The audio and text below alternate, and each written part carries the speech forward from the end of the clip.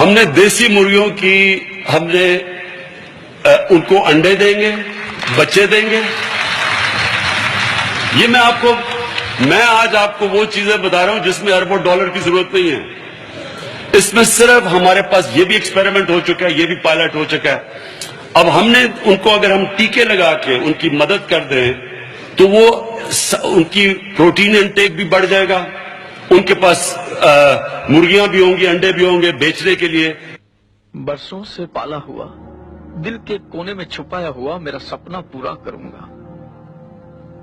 मुर्गियों का फार्म खोलूंगा, पोल्ट्री फार्म। हजारों मुर्गियां पालूंगा जो लाखों अंडे देंगी। लाखों अंडों से करोड़ों मुर्गियां और उनके कई करोड़ अंडे और अरबों आमलेट। वो खाने के लिए ब्रेड भी मैं ही दूंगा। मैं बेकरी भी खोलूंगा, ब्रेड का बादशाह और आमलेट का राजा।